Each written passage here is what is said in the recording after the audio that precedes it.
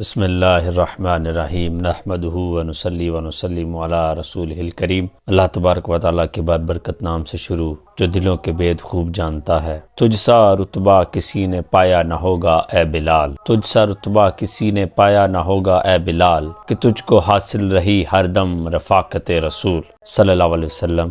حضرت بلال رضی اللہ تعالیٰ عنہ جو کہ صحابی رسول صلی اللہ علیہ وسلم ہیں، آپ مؤذن رسول صلی اللہ علیہ وسلم بھی ہیں، اور آقا علیہ الصلوۃ والسلام کے جسے ہم کہہ لیں سیکٹری کہہ لیں وہ رہے ہیں۔ اللہ تبارک و تعالیٰ نے بڑے ہی بلند شان و مرتبے عطا فرمائے حضرت بلال رضی اللہ تعالیٰ عنہ کو۔ زمانہ جاہلیت میں جب مکہ مکرمہ میں حضرت بلال بن رباح رضی اللہ عنہ بطور غلام خرید و فروخت ہوئی اور امیہ بن خلف کے پاس آپ کافی عرصہ سے رہے، وہ آپ پر بہت زیادہ جبر و مشقت کیا کرتا تھا۔ حضرت بلال رضی اللہ تعالیٰ عنہ امیہ بن خلف کے کام کیا کرتے تھے۔ آپ جسمانی طور پر کافی تندرست و توانا تھے۔ آپ کے ساتھ اہل مکہ کا برتاؤ کافی ناگوار تھا، کیونکہ اس دور میں غلام کو کوئی اہمیت نہیں دی جاتی تھی۔ حضرت ابوبکر صدیق رضی اللہ تعالیٰ عنہ آپ کی دعوت اسلام پر حضرت بلال بن رباح رضی اللہ تعالیٰ عنہ نے اسلام کی دعوت کو قبول کیا اور دار اسلام میں داخل ہوئے، لیکن یہ بات آپ کے ظالم مالک کو معلوم نہ تھی۔ جب امیہ بن خلف کو یہ بات معلوم ہوئی کہ حضرت بلال رضی اللہ تعالیٰ عنہ بھی دار اسلام میں داخل ہو چکے ہیں، تو اس نے دیگر مکہ کے سرداران کی طرح اپنے غلام بلال کو سرعام مکہ کے لوگوں کے سامنے مارنا شروع کر دیا۔ شریر مکہ کے بچے آپ کو گلیوں میں گھسیٹ کر لے کر جاتے، پتھر مارتے۔ امیہ بن خلف آپ کو مکہ کے باہر جو چوٹی ہے اس پر لے جا کر کوڑے مارتا، آپ کو تپتی ریت پر الٹا لٹا دیتا، آپ پر پتھر رکھ دیتا اور آپ کو کہتا کہ دائرہ اسلام سے باہر آ جاؤ، اسلام کو چھوڑ دو، نبی علیہ الصلوۃ والسلام کو چھوڑ دو۔ لیکن قربان جاؤں حضرت بلال رضی اللہ تعالیٰ عنہ کے عشق پر کہ جو ہر وقت عہد عہد کی صدائیں دیتے رہے اور دامن مصطفیٰ کو تھامے رکھا۔ جب ظلم کی انتہا ہوئی تو حضرت ابوبکر صدیق رضی اللہ تعالیٰ عنہ نے حضرت بلال رضی اللہ تعالیٰ عنہ کو خرید کر آزاد کر دیا۔ حضرت بلال رضی اللہ تعالیٰ عنہ آزاد ہونے کے بعد آقا علیہ الصلوۃ والسلام کی بارگاہ میں حاضر ہوئے، اور آقا علیہ الصلوۃ والسلام کی ظاہری حیات اور آپ کے ظاہری وصال تک حضرت بلال آقا علیہ الصلوۃ والسلام کی خدمت میں مامور رہے۔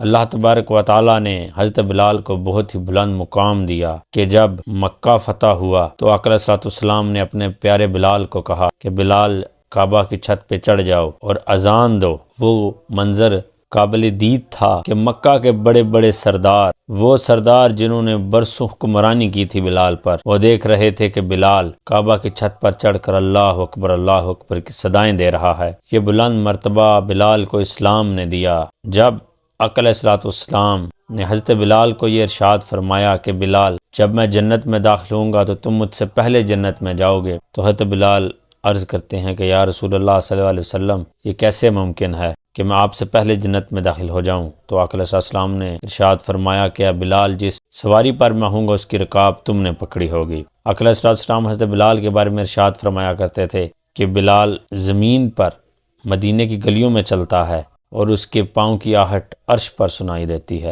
جب آقا علیہ السلام کا وصال مبارک ہوا، آپ ظاہری دنیا سے رخصت فرما گئے، تو حضرت بلال کی حالت بہت نازک رہی۔ آپ کو مدینہ کی ہر گلی میں، ہر کوچے میں آقا علیہ السلام کی تصویر دکھائی دیتی، آپ کی یاد ستائی دیتی۔ آپ نے رخت سفر باندھا اور شام کی طرف چل دیے۔ کافی عرصہ گزر گیا، شام میں رہے، پھر کبھی اذان نہ دی، لیکن ایک رات آقا علیہ السلام کی زیارت ہوئی اور آقا علیہ السلام نے حضرت بلال سے پوچھا کہ بلال کیا ناراض ہو، ملنے نہیں آتے؟ حضرت بلال کی آنکھ کھلی، اسی وقت آپ مدینے کی طرف روانہ ہو گئے۔ جب روضہ رسول پر حاضری دی، آنکھوں میں آنسو جاری ہوئے، یار کا یار سے دیدار ہوا تو آپ گر گئے، بے ہوش ہو گئے۔ جب ہوش میں آئے تو مدینے کے لوگ کہتے ہیں کہ بلال ایک بار ہمیں وہ اذان سنا جو دور رسالت میں تم سنایا کرتے تھے۔ حضرت بلال نے معذرت کر لی کہ نہیں، مجھ میں اتنی ہمت نہیں۔ حسنین کریمین کو آگے کیا گیا۔ بلال ادب کا تقاضا جانتا تھا، وہ جگر گوشہ رسول پیارے صاحبزادوں کی بات کیسے ٹال سکتا تھا۔ بلال نے اذان دینا شروع کی، لیکن جب اشہد ان محمد رسول اللہ پر پہنچا تو ممبر رسول پر نظر گئی۔ ممبر رسول خالی نظر آیا، بے ہوش ہو گئے، آنکھوں سے آنسو جاری ہو گئے۔ مدینہ کا ہر شخص تڑپ اٹھا، دور رسالت کا وہ سنہرا دور یاد آ گیا۔ ہر شخص کی آنکھوں میں آنسو تھا، عورتیں بچے بلک رہے تھے۔ حضرت بلال رضی اللہ تعالیٰ عنہ نے پوری عمر آقا علیہ السلام کی خدمت، اسلام کی خدمت کی۔ حضرت بلال کا رنگ کالا تھا، نقش موٹے تھے، دانت لمبے تھے، لیکن فضیلت یہ تھی کہ حضرت ابوبکر صدیق رضی اللہ تعالیٰ عنہ حضرت بلال کو اپنا سردار سیدنا بلال کہا کرتے تھے۔ آپ نے کبھی آقا علیہ السلام کے وصال کے بعد نئے کپڑے نہیں پہنے تھے، خوشبو نہیں لگائی تھی، لیکن جب آپ کی اپنی موت کا وقت آیا تو حضرت بلال نے نئے کپڑے سلوائے، خوشبو لگائی۔ تو پوچھنے والوں نے پوچھا کہ کیا وجہ ہے، تو آپ نے یہ ارشاد فرمایا کہ یار کا یار سمجھنے کا وقت آ گیا ہے۔ اللہ تبارک و تعالی نے اتنی بلند مرتبے دی ہے حضرت بلال کو۔ اللہ تبارک و تعالی نے بہت ہی شان بلند فرمائی ان کی، جنہوں نے اسلام کے لیے قربانیاں دی، جو آقا علیہ السلام کے ساتھ وفادار رہے۔ اور عشق کا تقاضا بھی یہی ہے کہ جو ان کا ہو گیا تو سارا جہاں ہی اس کا ہے۔ اللہ تبارک و تعالی ہمیں بھی حضرت بلال جیسی غلامی، ان کے جیسے تابعداری، ان کے جیسے وفاداری نصیب فرمائے۔ اللہ تبارک و تعالی حضرت بلال پر کروڑوں رحمتیں فرمائے اور ہمارے حال پر رحم فرمائے۔ فی امان اللہ۔